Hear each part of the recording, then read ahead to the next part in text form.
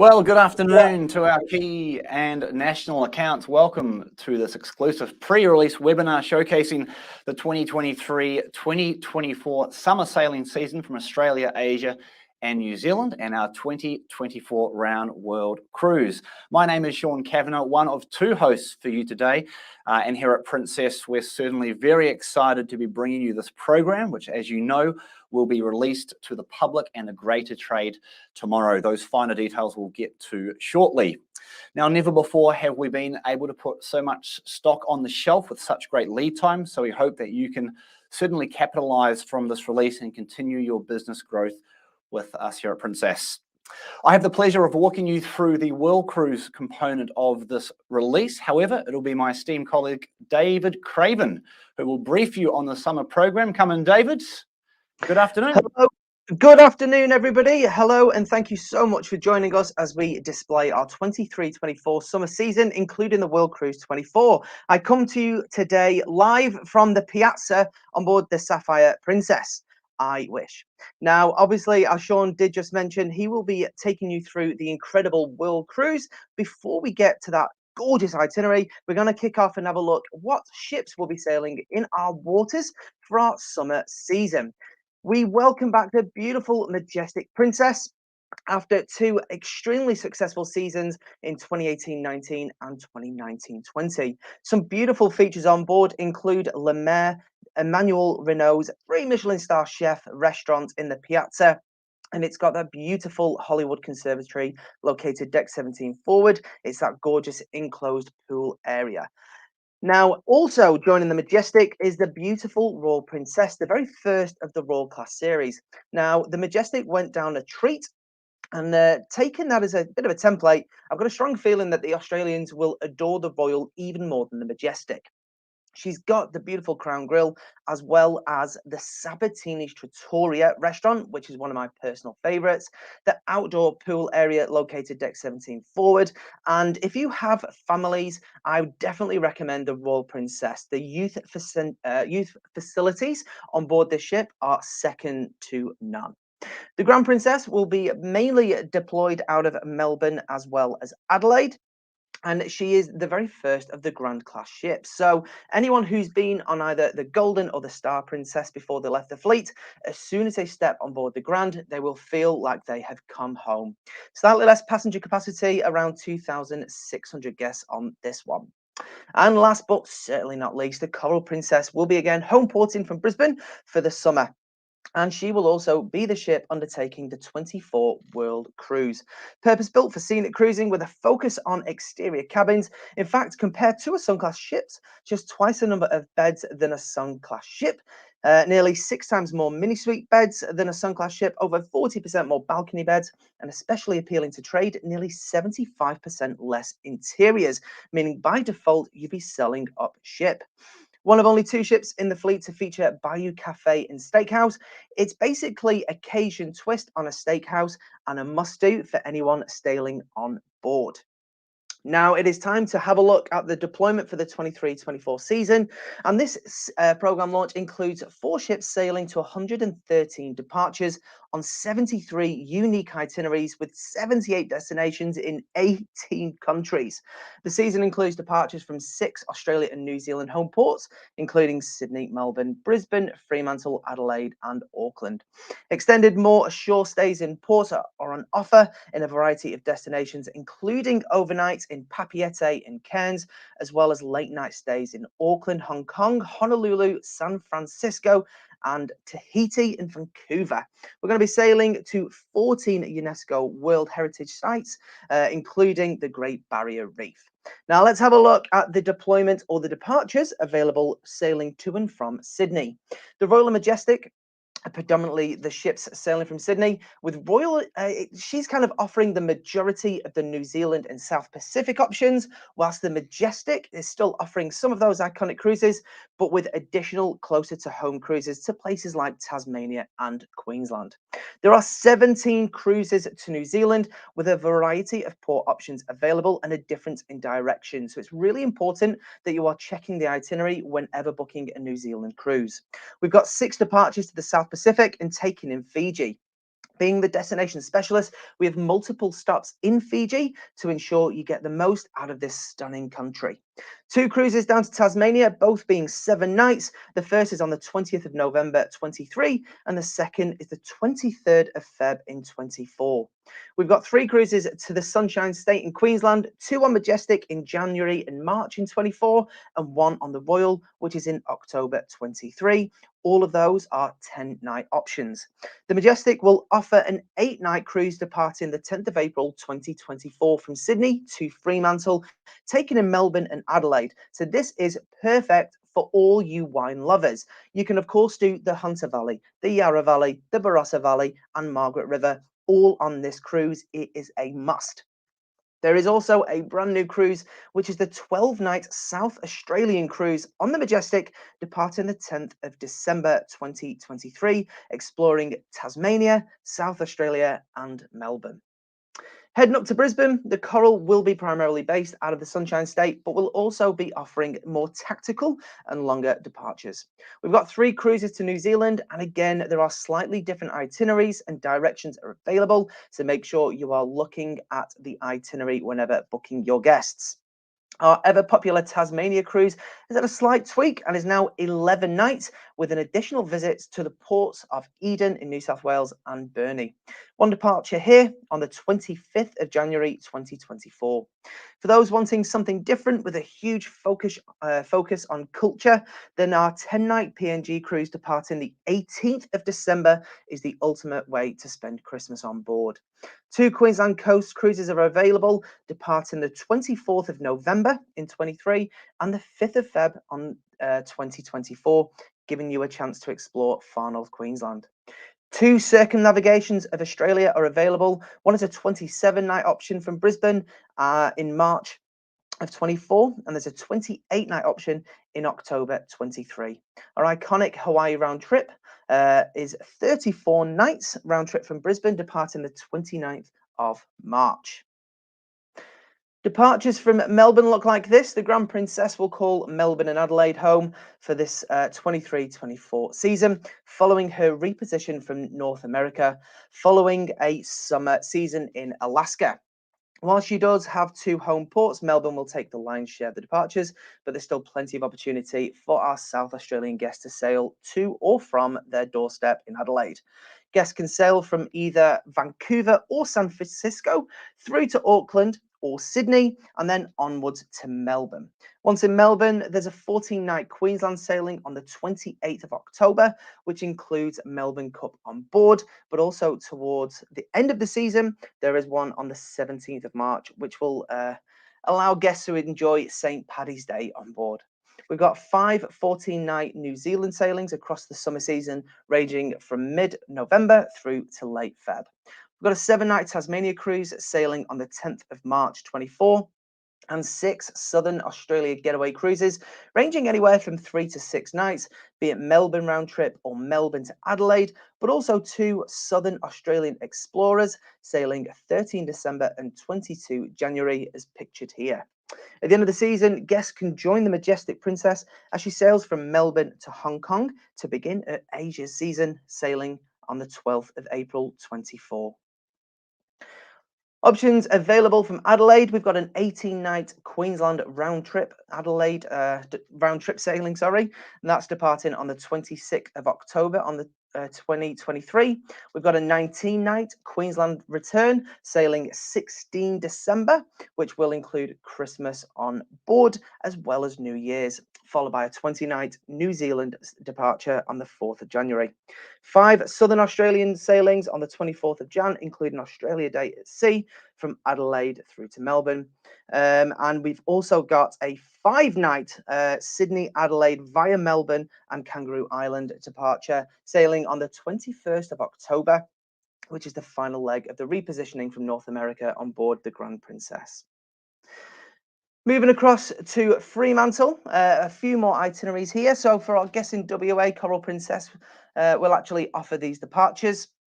The ever popular 10-night Coral Coast returns, and that sailing is on the 5th of September. We saw the Coral Coast pretty much sell out overnight. Last time we launched this back in March. So if your guests are interested on the Coral Coast departure, make sure you are jumping on this and secure your group space early. We're also excited to announce the return of the Treasures of Asia cruises on board the Coral. So these were last operated during summer 1819 on board our Sun-class ships. They're always popular, given you only need a one-way flight if you reside in WA. But for those on the East Coast, you could look at Asia overland and sail back to Fremantle or vice versa. One really great option is to include the Indian Pacific rail journey. So that is a really, really popular departure there. Cruising to and from Auckland. Great to see so many options for our whānau across the ditch. Grand and Majestic will sail south following Alaska season. Both will offer Auckland transit options to disembark or embark. So the Grand leaves Vancouver, making her way to Auckland on the 23rd of September. Alternatively, you can jump on board in San Francisco on the 26th of September, and they're just over 20 nights to get back to Auckland. The Majestic departs the 3rd of October from Vancouver to Auckland, or alternatively, you can jump on board in LA, and that departs on the 8th of October. Shorter itineraries, 4 and 5 night Trans-Tasman sailings, Grand Princess, 17 October, Majestic Princess, 30 October, calling into Tauranga and the Bay of Islands. We've got 3 times 13 night Royal Princess New Zealand round trip Auckland sailings. That's on the 6th of Jan, the 19th of Jan, and the 1st of February. So it's really exciting to have round trip Auckland departures on board the Royal Princess. She is a wonderful, wonderful ship. We've got a 17-night Royal Princess round-trip Auckland departure on the 14th of February. And we've also got open jaw departures on the Royal, going from Sydney to Auckland on the 18th of Feb and Auckland to Sydney on the 2nd of March. We've got 2 Trans-Pacific options on the Grand Princess heading from Auckland to North America. You can get off in either San Francisco or Vancouver. The departure from Auckland there is on the 6th of April. Our 31-night Hawaii Tahiti round trip is departing from Sydney on the 26th of March. Coincidentally, on arrival into Auckland, it's the start of the Auckland Round World Cruise and Liners, which we'll get into shortly. For those looking to do something a little bit longer, at the start and end of the season, there are plenty of options to join our ships as they make their way to and from Australia and New Zealand. And for those who have the time, we can offer some incredible longer voyages. At the start of the season, the Royal Princess will be leaving Hong Kong on the 5th of September 2023, given a chance to disembark in either Brisbane or Sydney. At the end of the season, you can sail from either Brisbane or Sydney as she migrates back up to the land of the rising sun in Japan on the 6th of April 24. She arrives into Japan in April, also giving our guests a chance to see the beautiful blossoms in full force. As previously mentioned, our Majestic and Grand are both making their way to Australia from Alaska, so a chance to sail on the last cruise of the Alaskan season and then sail home. The Majestic departs Vancouver on the 3rd of October, with the Grand departing the 23rd of September. There's also those options to join in San Francisco or LA. If you don't have that amount of time on your kind of annual leave list, then we've also got a wide variety of shorter sailings and coastals, which are great for new to cruise or those wanting to escape for a few days. They're also a great way for Captain Circle members to boost their cruise count in a bid to achieve that ever-elusive elite status sooner. Our Royal Princess is offering 2 4-night Tasmania getaways from Sydney, departing the 23rd of September, and as she's also doing that on the 23rd of November. The Grand Princess has a 4-night round-trip Melbourne departure, calling into Adelaide. That departures on the 11th of November. The Majestic Princess has a 5-night Auckland to Sydney via Tauranga and Bay of Islands. That sailing is on the 30th of October, and Grand Princess also has a 5-night Adelaide to Melbourne via Kangaroo Island, Port Lincoln and Phillip Island. That sailing is on the 24th of January. So of course you can have Australia Day on board. The Majestic Princess has a 4-night Sydney to Adelaide departure, which is part of that repositioning to Hong Kong, with calls in Melbourne sailing 10 April 24. There's also a number of 2- and 3-night coastals scattered throughout the programme, a total of 12 in fact. The first of which is a 2-night Brisbane to Sydney on the Royal, as she completes the final leg of the repo from Hong Kong. What you can see here is Coral Princess's 3-night Brisbane to Sydney via Newcastle sailing on the 26th of Feb, but you can actually also book a 5-night Brisbane round trip. Other highlights with coastal opportunities include a 3-night majestic Sydney round trip with a call into Eden. That departure is on my birthday, the 4th of November. And we've also got a 2-night Grand Princess Sydney to Melbourne departure following the repositioning from San Francisco. That's on the 21st of October. 2 3-nights on board the Grand Princess going Melbourne to Adelaide. They are sailing on the 23rd of October and 13th of December. Keep in mind, we do now allow groups on coastals, so plenty of opportunities. So there was an awful lot of dates. There was an awful lot of information being thrown at you right there. But that concludes our 23-24 summer season. And it now gives me great pleasure to hand over to my esteemed colleague, Mr. Shaun Kavanagh, to highlight the beautiful World Cruise. You are too kind, good sir. All right, thanks, Dave. Very comprehensive update, and certainly lots of choice for our guests to choose from. All right, let's take a look. World Cruise 2024. Here it is. Bear with me. Okay.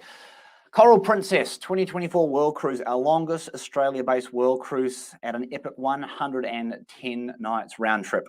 The voyage sails in late April 2024. The 6-continent world adventure visits popular destinations in the Mediterranean, Scandinavia and Russia with an overnight in St. Petersburg, Iceland, the USA with an overnight in the Big Apple, New York City, South America with an overnight in Lima, before transiting the historic Panama Canal and returning back to New Zealand and Australia across the South Pacific.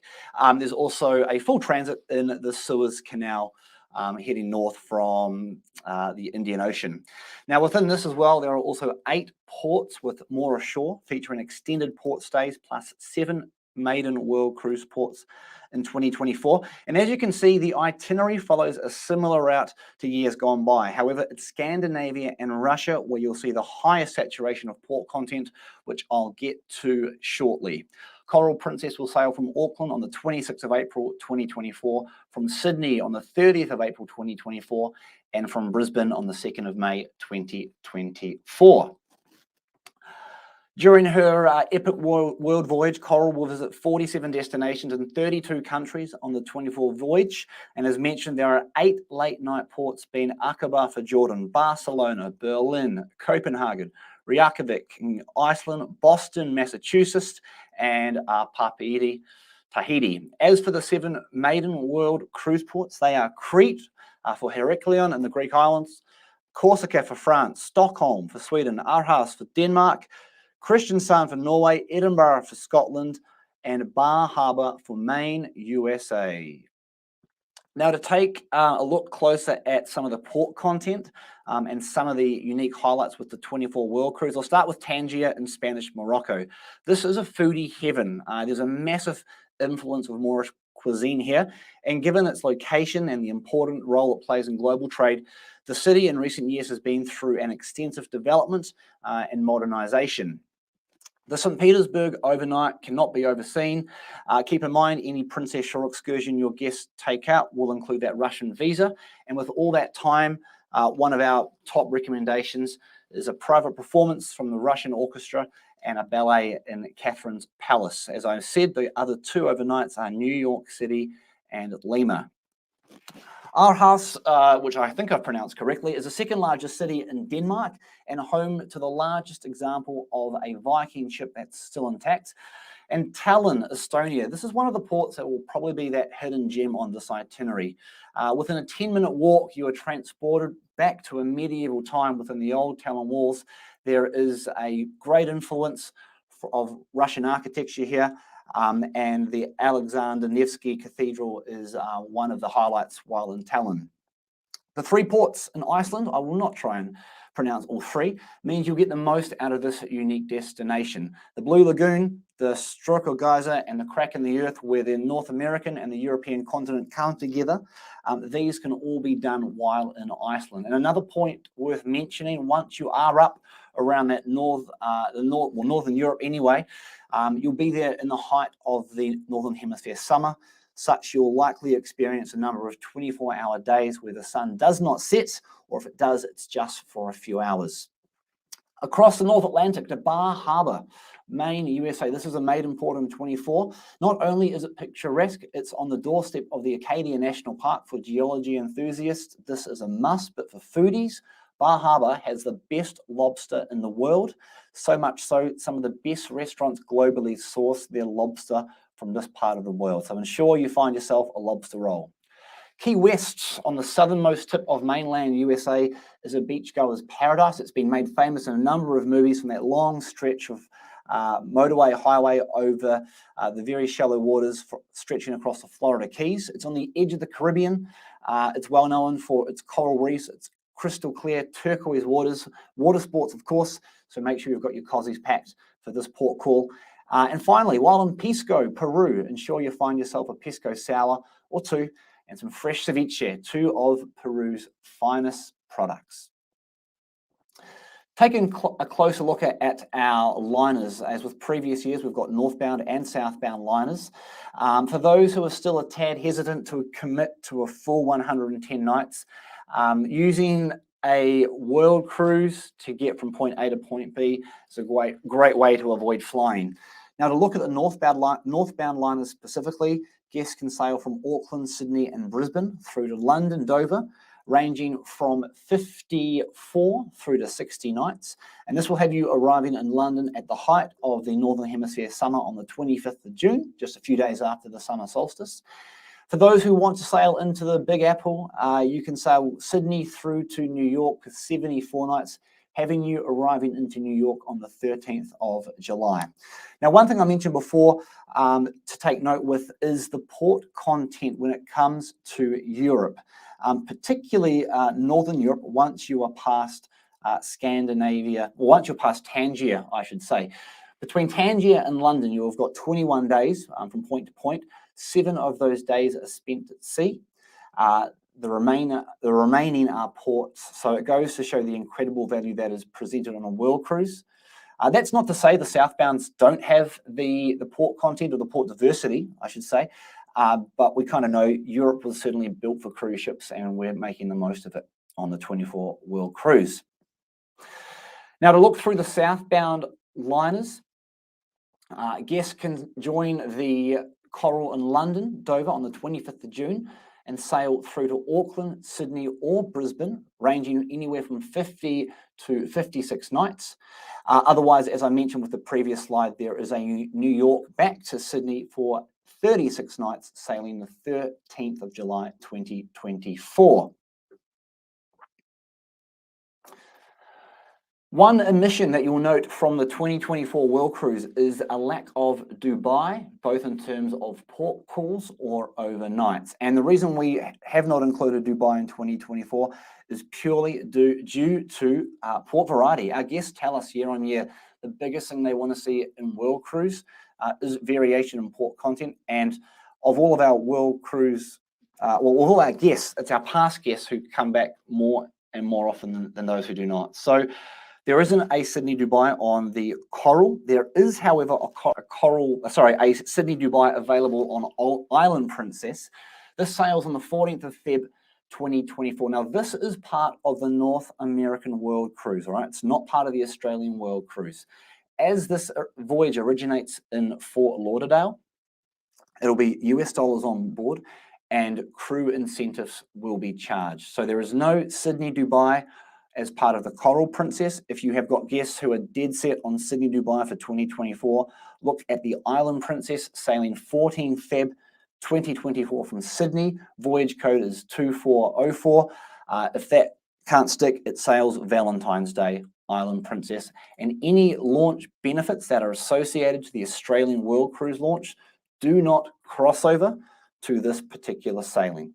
Okay, if you have any questions about that one, reach out to Dave or myself. Okay, as for our early booking benefits, across both programs, be it the summer for 23-24 or the 24 World Cruise, we have early booking benefits on offer. For summer specifically, 23-24 sailings book by 28 Feb 2022, so February of next year, the end of February, I should say. Past guests can save up to an additional $100 per person off launch fares, which will combine with their future cruise deposits, again, booking by 28 Feb 2022. As for the World Cruise, the early bird booking benefit expires on the 30th of April 22. First and foremost, past guest members of our Captain Circle program can save up to an additional $1,000 per person off launch fares for the full voyages, and up to $500 per person off launch fares for any of the liners, ranging from 50 to 74 nights in length. But also, regardless of being a past guest or not, as part of this early bird offer, book before 30 April, past guest or not, there's up to an additional $1,000 per person in on-board credits. So again, past guests will receive the fare reduction provided they book pre-30 April. Past guests or not, book before 30 April, receive up to $1,000 in OBC. Okay.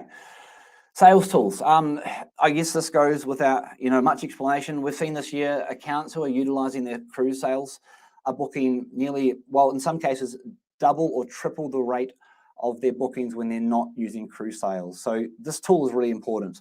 We know the market sentiment is still somewhat soft, and while the cruise consideration has taken over the cruise rejection in recent months, guests are still a tad hesitant to part with their funds. So in reducing half of that hesitation, you're certainly giving your guests a great reason to book with you. I'd also go as far as spelling out the terms and conditions around refunds and cancellations. Many of you do this already, but I think more than ever, it's critical that you are being open and transparent about when any loss of funds would begin. If you haven't used any of your Q4 allocation for cruise sales, I'd certainly consider at least using one of them on the 1st of December, if not running two back-to-back and leveraging off this launch, and your 2022 cruise sale allocations will reset from the 1st of Jan. So make sure you're making the most of your cruise sale weeks. Onto our select sailings. Our groups, once again, will be a key to your success, not to mention laying a strong foundation for your business growth plans through 2023, into 22 and into 23 and beyond. You're all extremely familiar with the Select Sailing program. Remember, you want to assign your amenity points for these voyages as soon as you can. For anyone who wants to reduce their FOC ratios from 16 down to 10, please reach out to Dave or myself once the dust is settled, and we can arrange this for you. Just to recap some of the basics on the groups program, you can use your amenities as you wish, be it to offer your guests extra onboard credit, complimentary amenities, increase your earning commission per booking, or mix and match to best suit. If it is revenue you're gunning for every 16 lower berths you sell, you'll earn an FOC, and as I've mentioned, you can drop that ratio down to 14, 12, and 10, depending on voyage length. Your space is protected, so if we sell out of FIT space, you can continue to promote and sell into your group space until either you sell out or we issue recall notices, whichever comes first. And keep in mind too, anyone who specialises in cruise and land packages on our coastal voyages, you can now take group space and pricing on our coastals with protected allocations. Just be mindful, FOCs cannot be earned on voyages less than 3 nights. So plenty of reasons to invest in our group program. One thing I do want to address with the group allocations for this release, there certainly won't be as much group space on offer for this program on some of our more popular itineraries, such as the World Cruise around Australia and Hawaii, Tahiti. And this is ultimately due to the strong rate of rebooks that we've seen from the latest pause we had to do on Coral Princess a few weeks ago. Ultimately, when it came to looking at voyage compensation for guests who were still booked on the Coral for 2022, we just did not have the capacity in 2023 product to offer them movovers. So it was decided to offer them 2024 equivalents, which of course were not published. Now, while we understand that having less group space isn't favourable at all, this was certainly the lesser of two evils for us. But the silver lining in it is that not only have some of you already had your group allocations pre-assigned, you've also got bookings in place before the program goes on sale. So look, we know it's not favourable. We wish we could give you more group allocations that you've come to expect from us in years gone by, but with guests already booked, we had to reduce these numbers slightly. Now, for groups in a bid to help whole or cope with the big dance, we're all encouraging every member in our trade network to take group space from 9 a.m. on Tuesday, the 30th of November, before the program goes on sale. Okay, Tuesday, 30 November is when you can do groups from 9 a.m. Australian Eastern Daylight Time. Now, in light of the previous slide about the rebooks from that last pause, we will be managing your round world cruise, round Australia and Hawaii Tahiti allocations from head office. Again, many of you will have seen some of this group space already fall through as part of the rebook process. So you'll have an idea of what you've already got. We will reach out to you individually to confirm any changes to what you currently see. And again, we understand the situation isn't the usual process, but we've never been in a position where we've had to move guests off a program to a program that wasn't yet published. Okay, a couple of things to be mindful of. Princess Plus, all group pricing is benchmarked on Princess Plus fares, the LG1 fare code. By default, that includes our unlimited Wi-Fi and a premier beverage package. For guests who want the Princess Saver fare on their launch pricing, you'll still be able to sell them onto Saver while there is general allotment available. If a category that your guest wants to book is on waitlist under Saver, but you still have group allocation, book them on Princess Plus once the booking's completed. Change the booking or refare the booking onto a Saver promo code, and that way they'll still get the launch Saver fare. They'll still count towards your FOC, but they won't be paying that Princess Plus price point. I think one thing to understand with Princess Plus and Princess Saver too, you know, many of you I will have spoken to in recent weeks about the importance we're putting on Princess Plus. When we see our market fares starting to increase, that happens for both Princess Plus and Princess Saver. With your group allocations benchmarked on Princess Plus, if our market fares start to increase, all of a sudden your Princess Plus group fare becomes a lot more attractive and it's a better value proposition.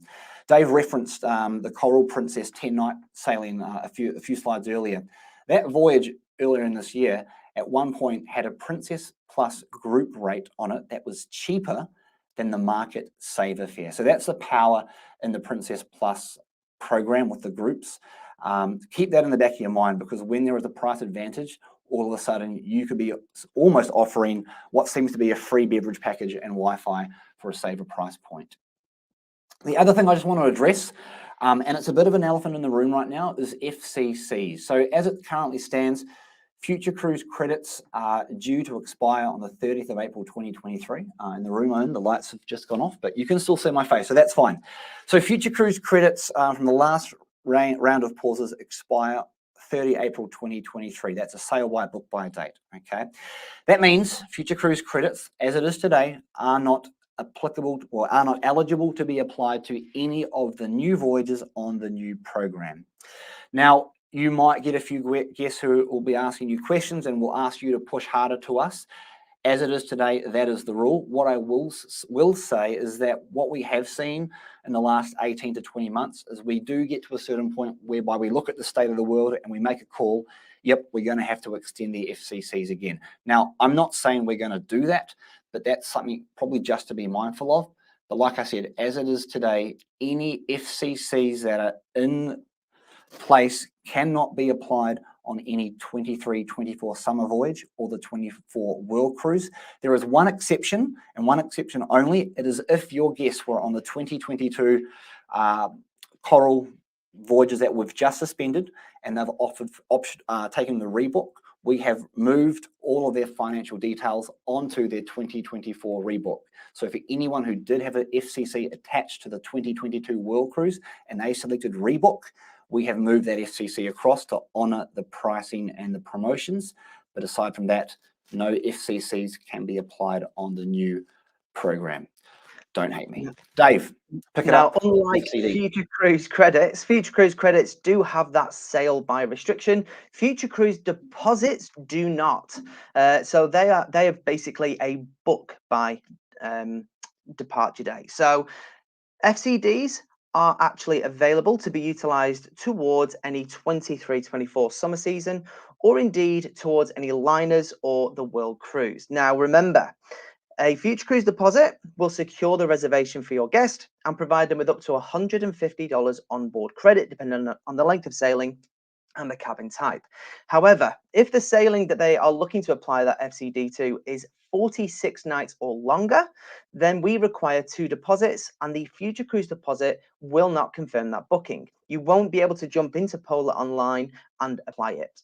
Okay, what you can do though is create the booking, head to reservation, so jump onto Ask Isaac and ask them to apply the FCD. Now, what will happen? The deposit amount will halve. Now, typically on a 46-night cruise and longer, we require 10% of the cruise fare portion as the first deposit and 20% for the second deposit. That gets halved. So we need 5% and then 10%. So it means that there's less to fork out now. And then obviously they just need to make final payment. When we're looking at the world cruise, that's like 2 years down the line. So that gives them a nice big buffer. What they also receive is 3% discount on the cruise fare portion. So ultimately guests can save in the region of around $2,000. So they are far better off utilizing those FCDs towards those longer departures. Marketing activities. So we will be doing our trade webinar from 10 a.m. Sydney time tomorrow. No need to watch it because it's basically going to be this again, but we will also then be releasing all of the program launch information from 11 a.m. That will be following that webinar. What we do ask is that all of those with the information that we've just shared, please do not share anything with anyone until we do it. So please do it. If not, we'll spank your bottom. We've also got a consumer webinar from midday tomorrow. Feel free to leverage that.